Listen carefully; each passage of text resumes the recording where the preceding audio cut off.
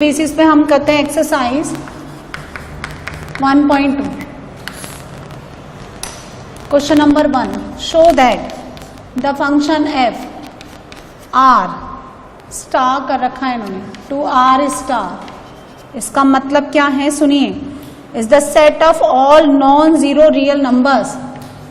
Non zero मतलब non zero, x और y दोनों जीरो नहीं है, यानी आप क्या लिखेंगे, जीरो नहीं लेना है ना। Set of all non zero real numbers and when function is defined by 1/x। ठीक है, show that is 1 1 and onto. हमें बताना है कि ये 1 1 ऑन टू है। Is the result true if the domain is replaced by n। ठीक है, पहले इसके लिए तो करते हैं हम लोग। तो आपको बताना है कि 1 1 है। तो देखो फॉर 1 1 चेक करने के लिए हम ये मान लेते हैं कि let f of x1 is equal to क्या, f of x2, where x1 and x2 क्या है, not equal to 0, and f of x1 and f of x2 भी क्या है, नॉट इक्वल टू 0।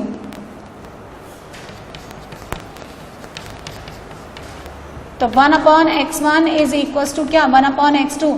तो दिस इंप्लाइज x1 किसके equal आ जाएगा, x2 के। यानी देखो ना, आप x पे 1 डिग्री है, x का कोई भी आप वैल्यू डालते हैं तो y का एक ही वैल्यू आएगा, y का एक ही इमेज बनेगा। तो 1 1 तो है ही। अब ऑन टू होगा, हाँ ऑन टू होने के लिए सुनो, y कितना गिवन है, 1/x। यदि मैं ये प्रूफ कर दूं कि इसका रेंज भी इसके कोडोमेन के इक्वल है। अच्छा, कोडोमेन क्या है, ऑल रियल नंबर्स एक्सेप्ट 0, सब लेगा ही। अच्छा एक बात सुनो, जब आप ऐसे लिखते हो किसी भी फंक्शन को y इक्वल टू fx, तो x उसका डोमेन है, यहाँ पे x सब लेगा। पॉलिनोमियल फंक्शन है ना, मतलब पॉलिनोमियल फंक्शन मतलब सिर्फ इसकी बात करूं मैं, x की, 1/x पॉलिनोमियल नहीं है। यदि मैं x की बात करूं तो x कैसा है, न्यूमरेटर में x पॉलिनोमियल, लेकिन जैसे ही आपने डिनोमिनेटर में लाए, देखो मैं क्या कहना चाह रही हूँ कि जब आप ऐसे लिख रहे हो तो ये सबके लिए डिफाइंड है x बिलोंग्स टू r, लेकिन जैसे ही आपने डिनोमिनेटर में ले आए तो आप सिर्फ एक नंबर ही तो नहीं दे सकते, 0। इसका मतलब r जो है इसका डोमेन है, जैसे ही डिनोमिनेटर में आया सब लेगा, लेकिन क्या नहीं लेगा, 0 नहीं लेगा। उसी तरह से अगर मैं इसको ऐसे लिख दूं 1/y, अब सुनो, जैसा कंडीशन पहले x पे था वैसा ही तो y पे हो गया। y अगर आपका न्यूमरेटर में है ऐसे x इक्वल टू y, तो y का भी क्या आएगा, बिलोंग्स टू r, बोलो बोलो। लेकिन जैसे ही आप उसको डिनोमिनेटर में लाए तो y भी सब लेगा, लेकिन अब क्या नहीं लेगा, 0। और y कौन है, y कौन कहलाता है फंक्शन का, रेंज, और range is equal to its codomain. और जब रेंज कोडोमेन के इक्वल हो तो when range is equal to codomain, तो हम क्या बोलते हैं, ऑन टू फंक्शन। सो 1 1 तो था ही, ऑन टू भी हो गया, बाइजेक्टिव फंक्शन है। अब ये कह रहा है कि is the result true if the domain is replace by n। यानी अब देखो इसको ऐसे कर दो n, एंड कोडोमेन तो सेम ही है, क्या वही, यानी -∞ से इंफिनिटी और 0।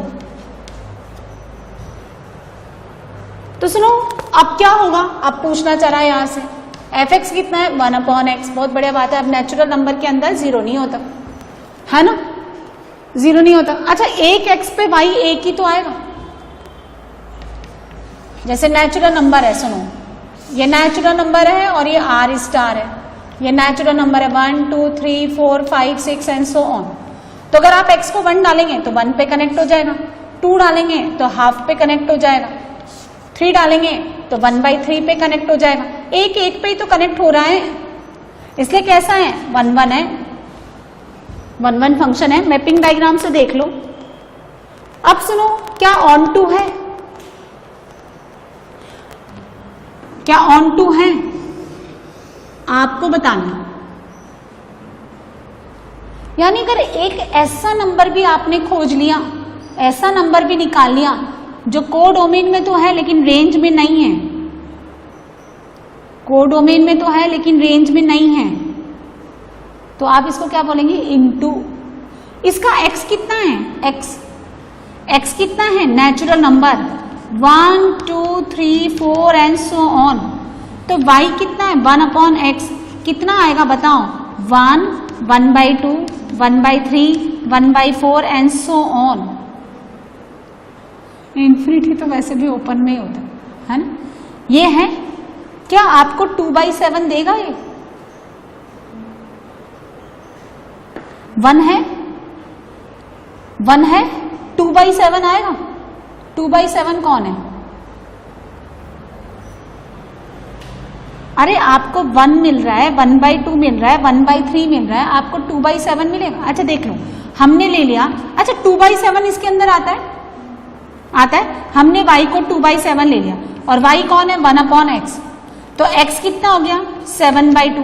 क्या 7/2 नेचुरल नंबर है? तो 7/2 जो है ना 2/7 आता है इसके अंदर, लेकिन x 7/2 नहीं है। तो अगर x 7/2 नहीं है तो y आपका 2/7 देगा ही नहीं। तो कैसा हो गया, समझ में आया? हाँ, इनटू फंक्शन हो गया। ऐसे में बहुत सारी वैल्यूज निकाल सकते। तो जब इनपुट यानी domain is replace by natural number having the codomain same, तो ये कैसा हो जाएगा 1 1 तो रहेगा क्योंकि x पे एक ही पावर है, लेकिन ये जो है ऑन टू नहीं बनेगा। Range is not equals to, it's a codomain.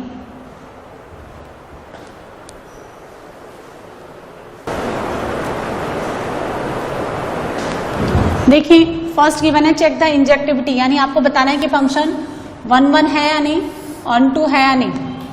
Natural number to, first देखिए natural number to, natural number fx equal to x square. अगर आपको ग्राफ आता है तो आप ग्राफ से भी जज कर सकते हैं। ऐसा बनता है fx equal to x square का ग्राफ। 1 1 है, 1 1 नहीं है,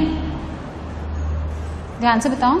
नेचुरल, अरे डोमेन देखा करो ना, आपको फंक्शन कहां से कहां तक डिफाइंड है, natural number to natural number.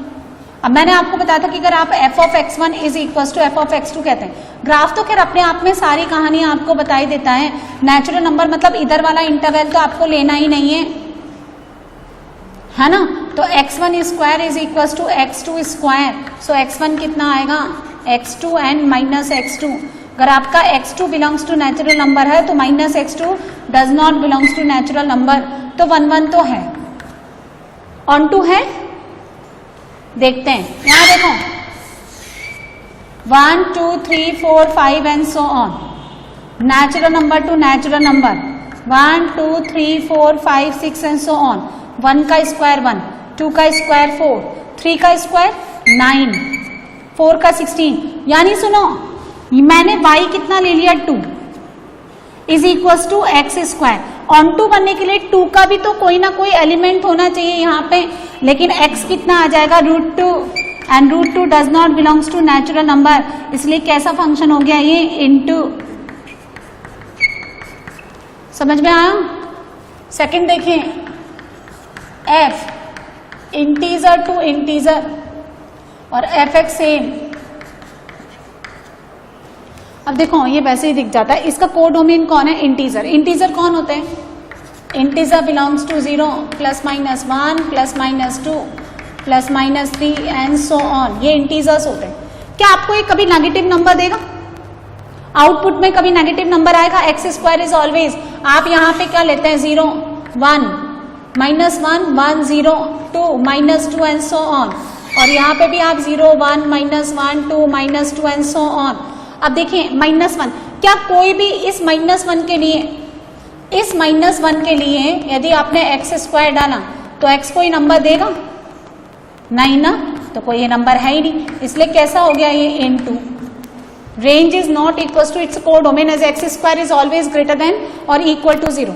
X square कैसा होता है, हमेशा पॉजिटिव।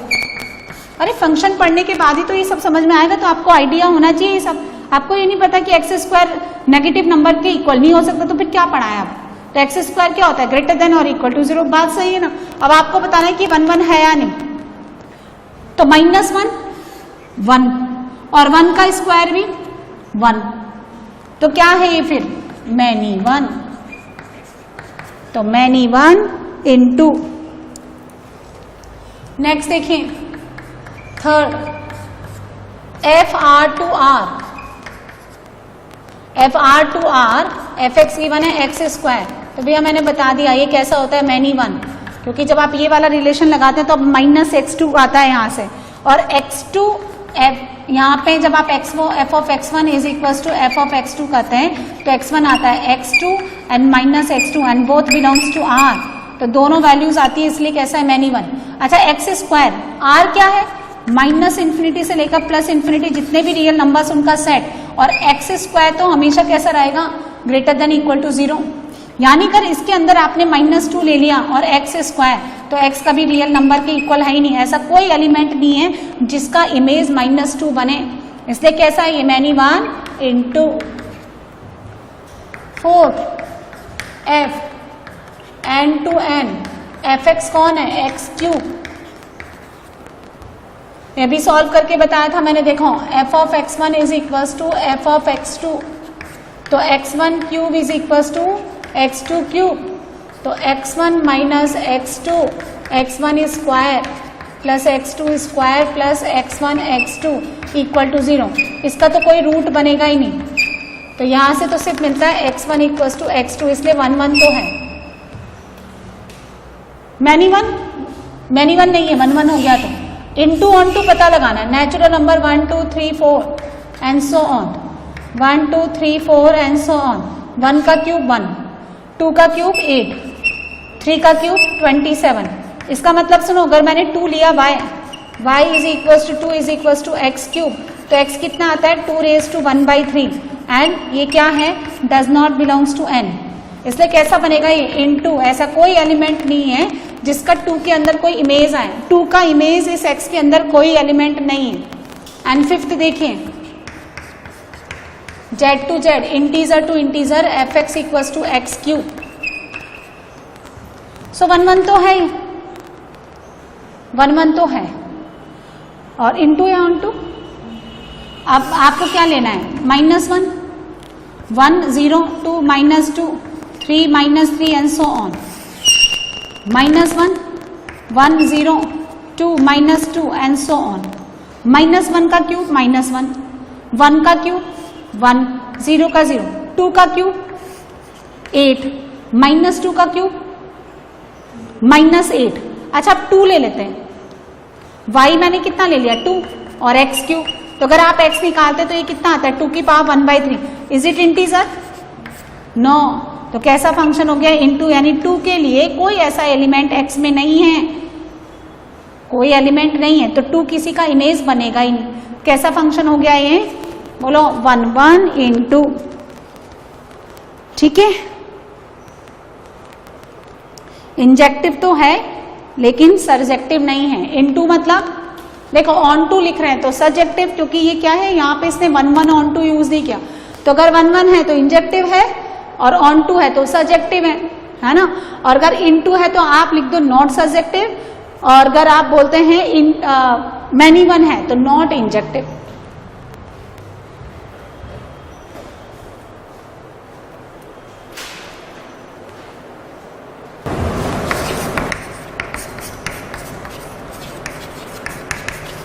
नेक्स्ट देखें question number 3, prove that the greatest integer function, 11th class में पढ़ा देते हैं, define from r to r, यानी all real numbers to all real numbers, denoted by, देखो इसको ऐसे पढ़ते हैं, बॉक्स ऑफ x, या greatest integer number less than और इक्वल्स टू x।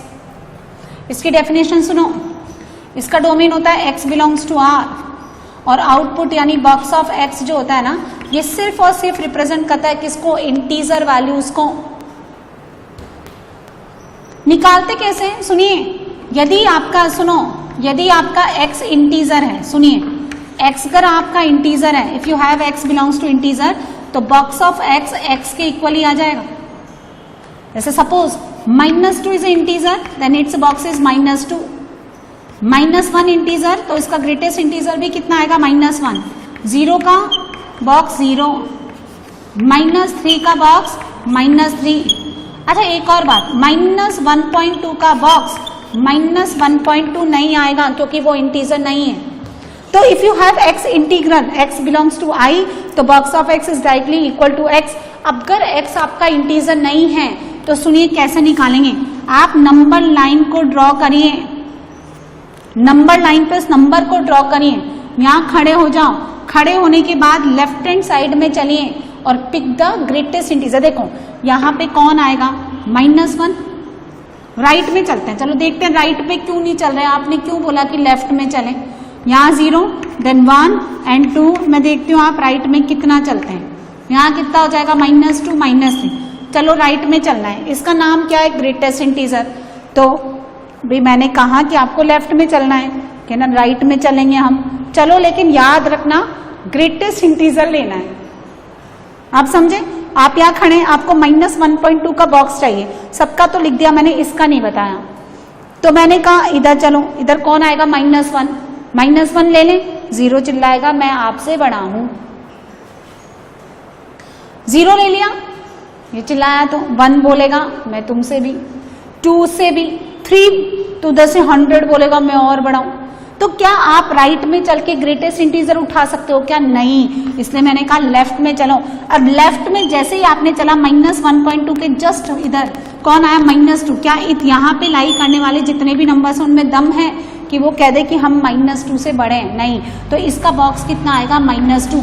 तो जब आपका x इंटीजर है तो बॉक्स इंटीजर ही आएगा। लेकिन जब आपने नॉन इंटीग्रल वैल्यू ली तो उसको आप नंबर लाइन पे ड्रॉ करके लेफ्ट साइड में सबसे बड़ा नंबर ले लो।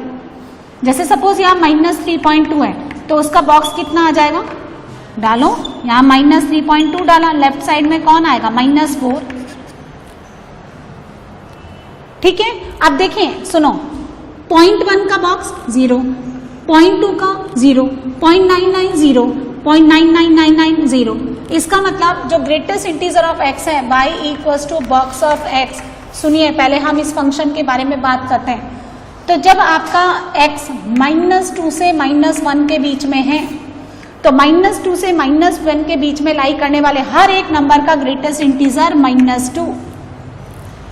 इफ यू हैव x -3 से -2 तो उसका ग्रेटेस्ट इंटीजर कितना आ जाएगा, -3।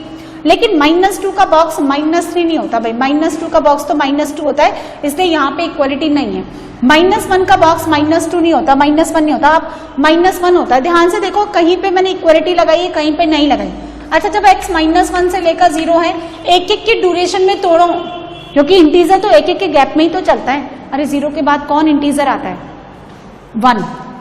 तो 1 के ड्यूरेशन में ही आया ना, फिर 1 के बाद तो 1 के ड्यूरेशन में आया, फिर 2 के बाद तो एक एक के ड्यूरेशन में इंटीजर आता है, इसलिए हम एक एक के ड्यूरेशन में तोड़ रहे हैं। अब कौन आएगा, -1। व्हेन यू हैव x 0 से लेकर 1 तो कितना आएगा, 0। जब x आपका 1 से लेकर के 2 है तो कितना हो गया, 1। और जब x आपका 2 से लेकर के 3 है तो कितना हो गया, 2। तो साफ नजर आता है, ऐसे और लिख सकते हैं। कितना क्लियरली नजर आता है कि ये 1 1 नहीं है। क्यों, क्योंकि 0 से लेकर 1 तक लाई करने वाले हर एक नंबर, सुनो, ये आपने capital X to capital Y define करना है इस फंक्शन को। या हमेशा इंटीजर्स ही आएंगे, या हमेशा इंटीजर्स ही आएंगे। आपने R टू R डिफाइन कर रखा है ना, उसका कोडोमेन R टू R है। तो R टू R है तो खैर अभी तो इसको देखें, पहले तो आप 1 1 देखें। अब 0.1, 0.2, 0.3 है ना, 0.4 एंड सो ऑन, ये सारे के सारे किस पे जुड़ेंगे, 0 पे। यानी box of 0.1, box of 0.22, box of 0.37, सबके सबका ग्रेटेस्ट इंटीजर कितना, 0। इसलिए कैसा हो गया ये, मैनी वन। Many one. यदि मैं इसका ग्राफ बनाऊं तो ग्रेटेस्ट इंटीजर का ग्राफ ऐसा बनता है, देखो साफ साफ नजर आता है, ये x और y। जब आपका x 0 से 1 के बीच में तो y 0 यानी x एक्सिस। लेकिन जब आपका x 0 से लेकर 1 है, 1 पे इक्वलिटी नहीं है। 1 पे इक्वलिटी का मतलब जब x आपका 1 होता है तो y आपका 0 नहीं होगा, 1 का बॉक्स 1 आता है। तो जब आपका x 1 है, यहाँ 1, ये 2, ये 3, ये 4, -1, -2, -3, तो यहाँ सर्कल कर दो। सर्कल मतलब यहाँ वैल्यू नहीं है। जब आपका x 1 है तो y कहाँ चला गया, 1 पे। जब आपका x 1 से लेकर 2 के बीच में है तो y कितना रहेगा, 1 से लेकर 2, लेकिन 2 का बॉक्स 1 नहीं होता। जब 2 से 3 है तो 2 रहेगा, 3 का बॉक्स 2 नहीं होता। जब x आपका -1 से लेकर के 0 है तो -1, लेकिन 0 का बॉक्स -1 नहीं होता। ऐसे ही जब आपका x -2 से -1 है तो -2। तो जब आपका x 1 से 2 के बीच में है इतनी सारी वैल्यूज के लिए, तो ये सब की सब वैल्यूज किस पे चिपक जाती है? 1 पे, इसलिए मैनी 1 है। दूसरा क्या है?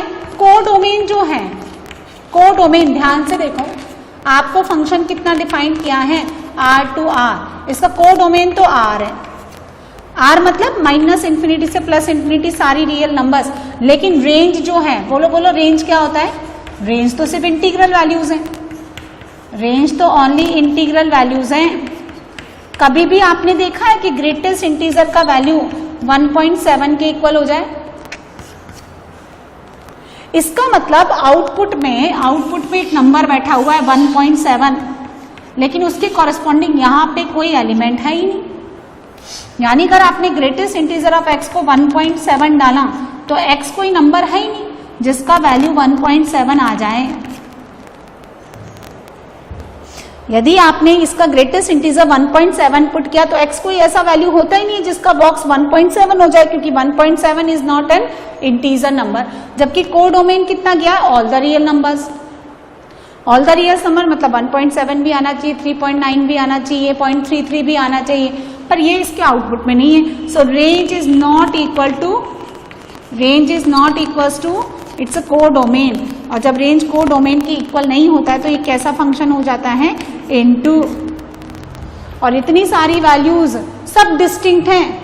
x1 is not equal to x2 is not equal to, देखो x1 is not equal to x2 is not equal to x3 is not equal to x4 and so on. लेकिन f of x1 is equal to क्या? f of x2 is equal to क्या? f of x3 is equal to क्या? f of x1 1 नहीं है, not 1 so this is many 1 and into. Many 1 into, बोलो यही proof करना था। Is neither 1 nor on 2। Clear है?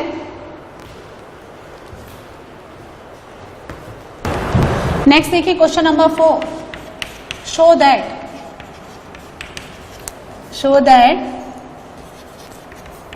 The modulus function f R to R और f(x) क्या गिवन है? मॉड x है ना, क्या गिवन है? Mod x। इज नाइदर 1 हाँ, ना तो ये 1 है, नाइदर 1 नॉर ऑन 2। तो सिंपल है, f(x) कितना गिवन है? Mod x। बहुत ही सिंपल सा फंक्शन है, इसका ग्राफ हमें पता होता है, ऐसा बनता है। तो अगर मैं x एक्सिस के पैरेलल एक लाइन ड्रॉ करूं तो इसको 2 बार काटेगा। R to R डिफाइन करना है आपको, सुनिए R to R, यानी जैसे सपोज मैंने यहाँ -1 लिया, यहाँ +1 लिया, यहाँ 2 और -2 लिया और 1 एंड 2, तो -1 का मॉड भी कितना होता है? 1, और 1 का मॉड तो 1 होता है। 2 का मॉड 2 एंड -2 का मॉड भी कितना हो गया? 2। तो कैसा फंक्शन है ये? मैनी 1, यानी 1 नहीं है।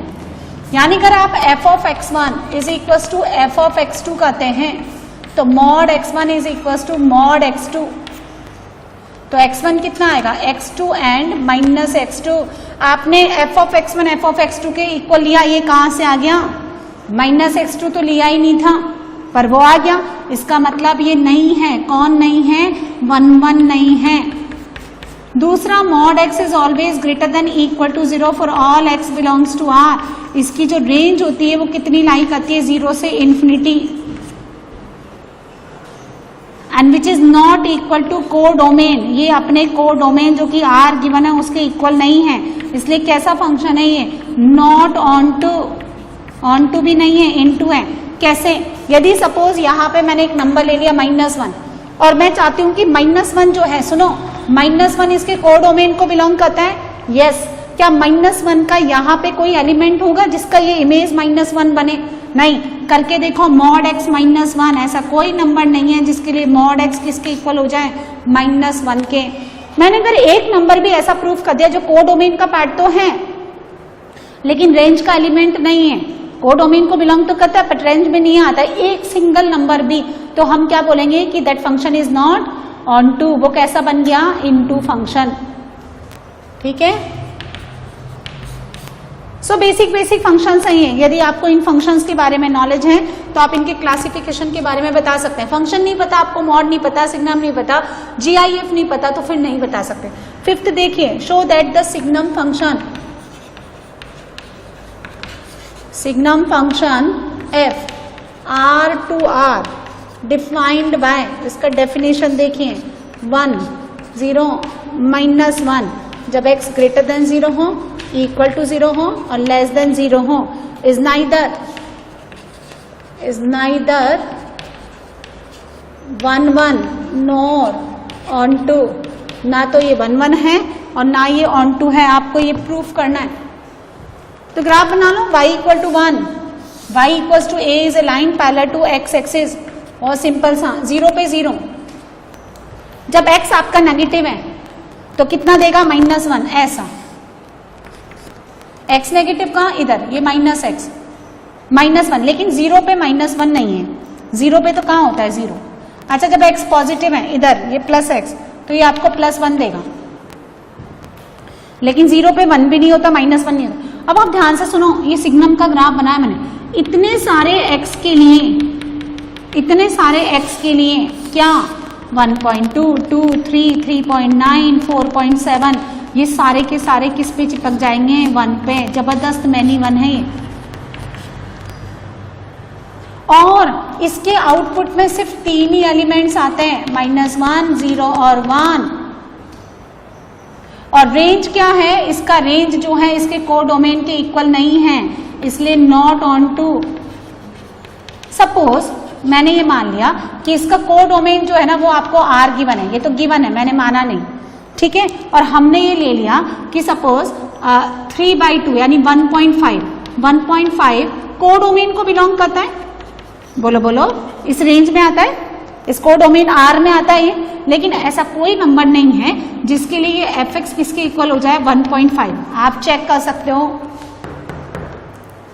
ऐसा कोई नंबर नहीं है जिसके लिए सिग्नम फंक्शन, इसको हम लोग ऐसे लिखते हैं सिग्नम ऑफ x। ऐसा कोई फंक्शन नहीं है जिसके लिए सिग्नम 1.5 के इक्वल हो जाए, 2.7 हो जाए, -3/7 हो जाए, -6/4 हो जाए। ऐसा कोई नंबर नहीं है। ये सिर्फ अपने आउटपुट में 3 ही नंबर देगा, -1, 0 और 1। और कोडोमेन इतना बड़ा दे रखा है पूरा, और सारे रियल नंबर्स, इसलिए कैसा फंक्शन हो गया ये? मैनी 1 इंटू, यानी neither 1 1 nor on to.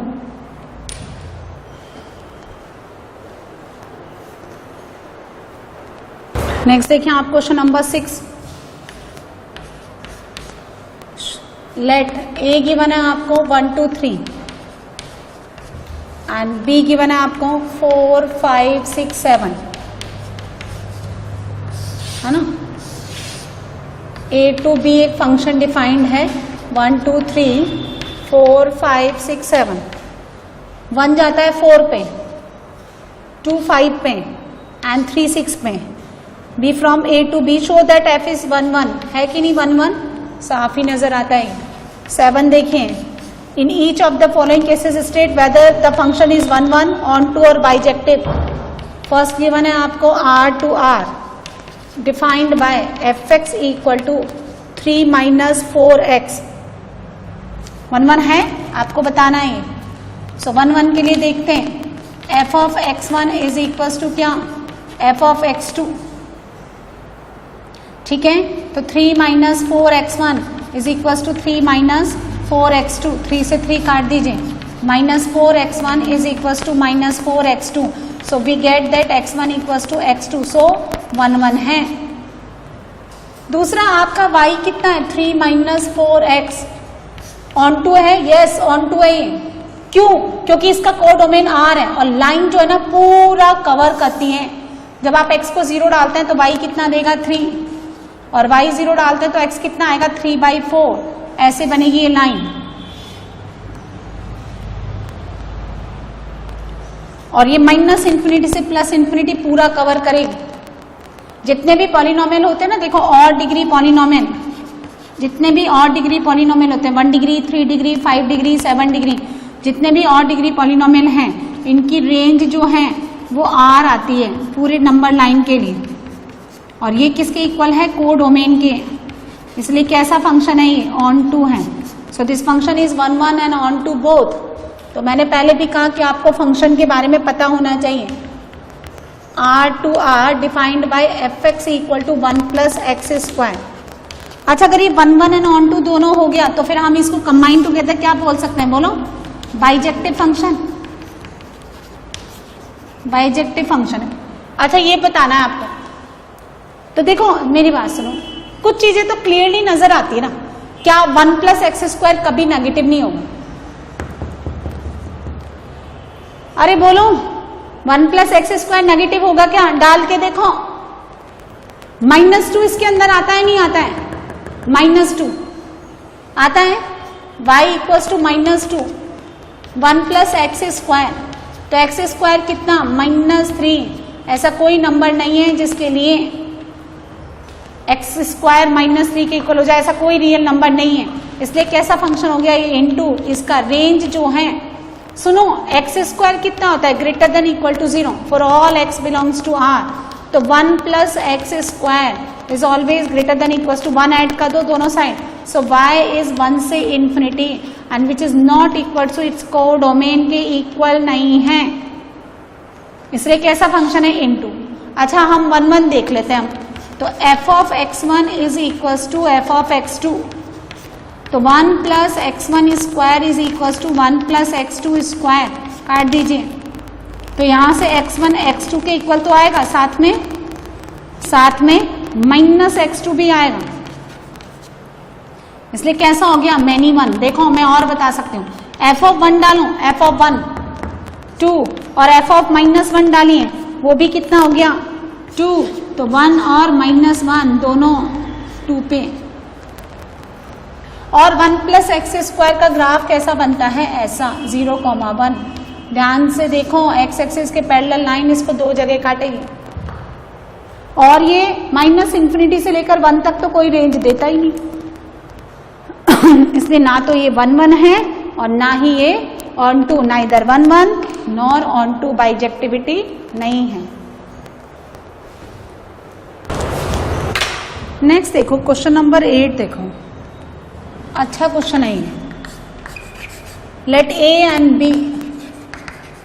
and B be 2 sets. ये 2 सेट्स आपको गिवन है।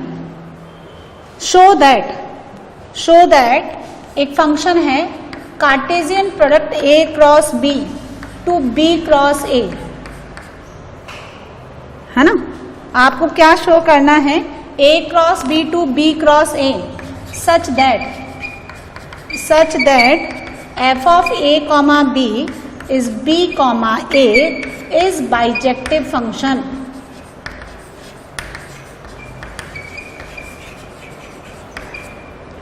आपको शो करना है,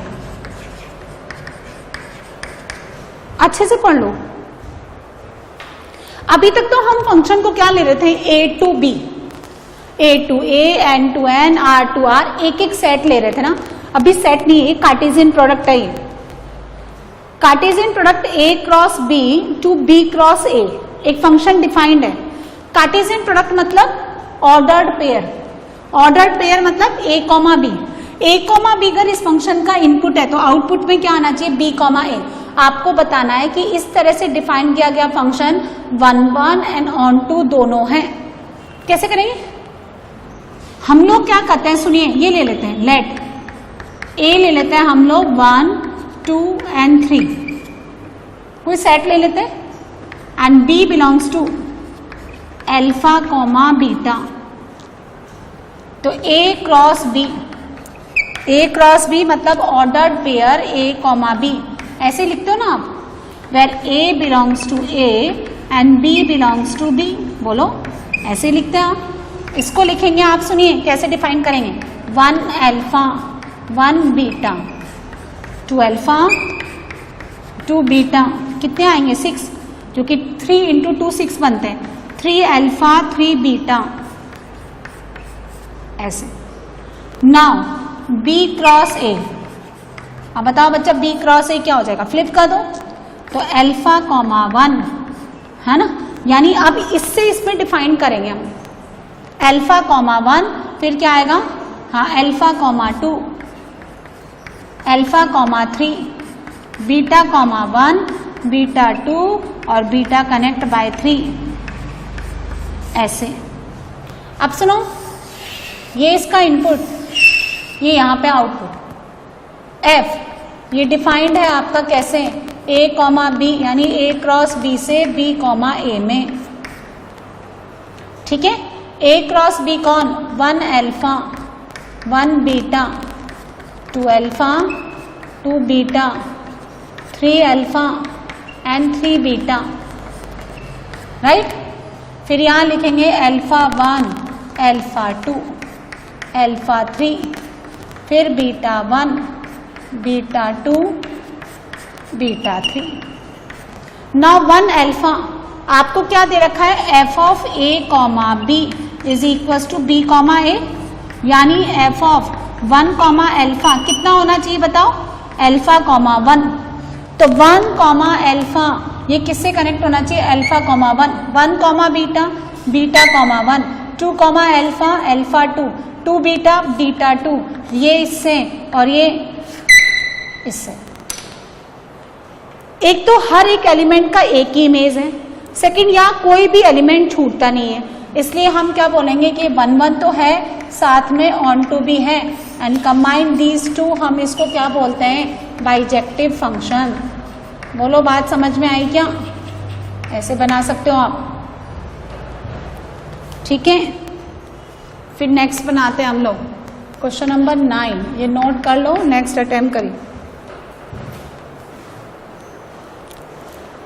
9th देखें, let f natural number to natural number defined by f of n, n plus 1/2, जब n आपका क्या है ऑड, और n/2 where n is even, for all n belongs to natural number, state whether the function f is bijective और not, बताना आपको मतलब, and justify your answer. आपको ये बताना है कि बाइजेक्टिव है या नहीं, और है तो क्यों है, नहीं है तो क्यों है। तो देखते हैं,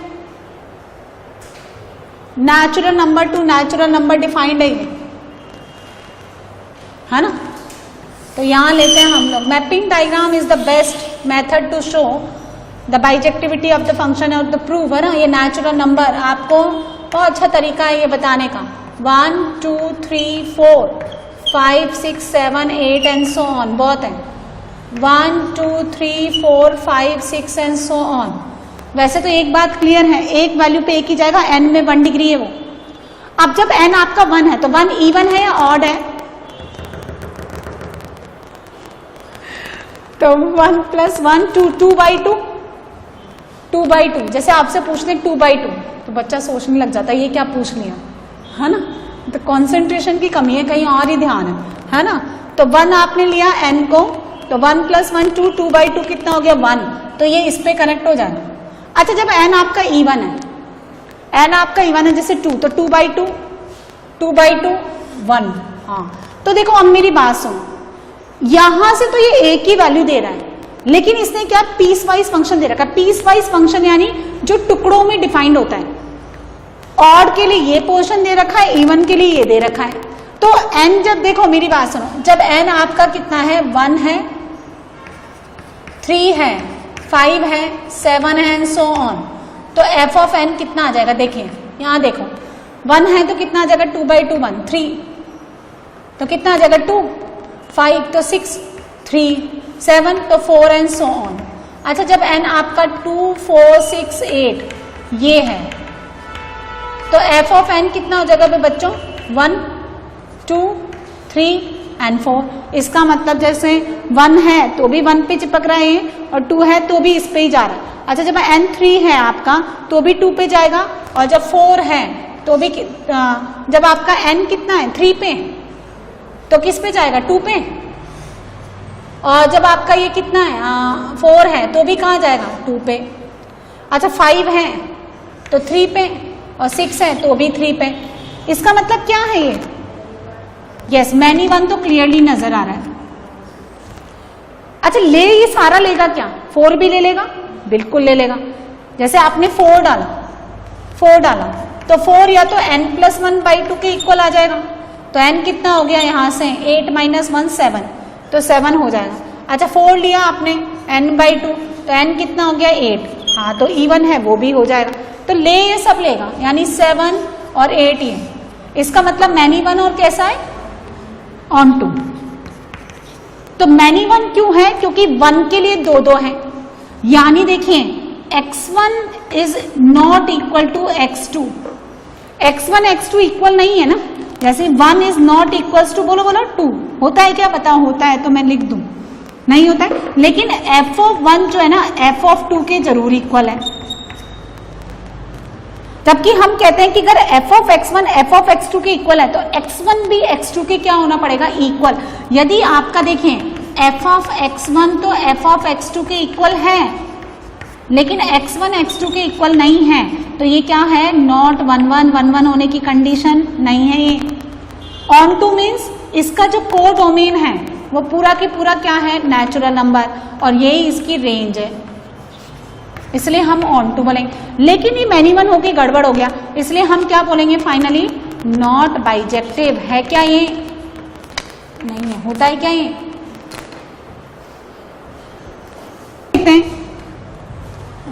रैशनल फंक्शन की मैंने आपको 10, a क्या है? r-3 है ना, और b क्या है? r-1, और f आपका फंक्शन डिफाइंड है a to b, और fx कितना है? x-2 upon x-3। पूछा है कि f is 1 1 and onto है क्या? बताओ।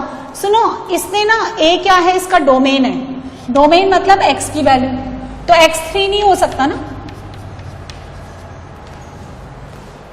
x सब लेगा लेकिन 3 नहीं लेगा। यानी f कैसे डिफाइंड है? सुनिए, f डिफाइंड है x बिलोंग्स टू r-3, ऐसे डिफाइंड है, to y belongs to r-1, यानी सुनो x 3 नहीं लेगा, और हम निकाल लेंगे कि y 1 के इक्वल नहीं होगा। उसके अलावा x सब लेगा, बिल्कुल लेगा। y सब देगा, वो हम देखेंगे, y के बारे में थोड़ा ना पता होता है, ये तो कोडोमेन है, y मेरा रेंज होना चाहिए। सो है ना, ये तो इसने कोडोमेन दिया है यहाँ पे, b कर लो, कंफ्यूज मत हो। अब सुनो, आपको बताना है कि 1 1 है या नहीं, तो मैंने ये मान लिया कि late f(x1) is equal to क्या? f(x2). अगर मैं ये प्रूफ कर दूं कि इस x की वैल्यू के लिए x1 x2 के इक्वल है तो 1 1 है, अदरवाइज नहीं है। तो लिखो आप x1 - 2 अपॉन x1 - 3, ऐसा क्वेश्चन करवाया था मैंने आपको समझाने के लिए पहले। x2 - 2 और x2 - 3 क्रॉस मल्टीप्लाई, तो x1 - 2 और x2 - 3, then x1 - 3 x2 - 2, x1 x2 - 3x1 - 2x2 और प्लस का 6, x1 x2 - 2x1 - 3x2 plus 6, काटो, ठीक है। इसको इधर लेके आइए x1, इसको उधर लेके जाइए x2, कैसा फंक्शन? 1 1। ध्यान से देख लो, क्योंकि ग्राफ नहीं बना सकते आप इसका। अब सुनो, लेट, मैंने इस fx को y मान लिया, और वैसे भी fx तो y ही होता है, x - 2 अपॉन x - 3। अब इधर देखो बच्चों, इसको ऐसे क्रॉस मल्टीप्लाई कर दो, इसको बोलते हैं represent x in terms of y। Generally हमें y रिप्रेजेंट होता है इन टर्म्स ऑफ x। देखो ये क्या है? ये अगर y है तो हम बोलते हैं y is function of x, ऐसे बोलते हैं, यानी y किसके फॉर्म में है? x के फॉर्म में। Now represent x in terms of y, क्यों? अभी बताते हैं। x कॉमन ले लो,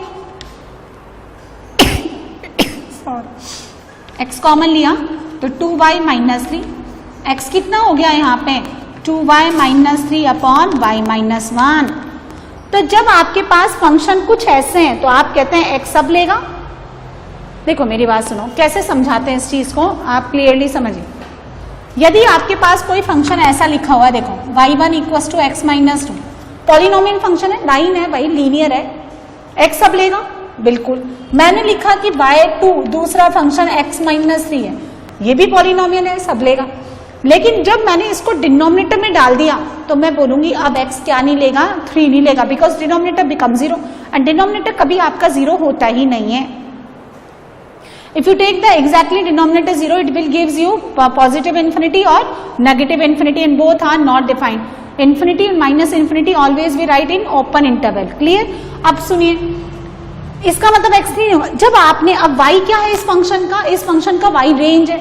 अब आपने x को y के फॉर्म में ऐसे रिप्रेजेंट कर दिया, तो अब मैं बोलूंगी यहाँ पे भी y सब लेगा, इधर भी y सब लेगा, लेकिन y माइनस 1 डिनोमिनेटर में, तो y सब तो लेगा, लेकिन क्या नहीं लेगा, 1 एक्सेप्ट नहीं करेगा। सो y क्या है, सब लेगा एक्सेप्ट 1, और वो ही इसका कोडोमेन है।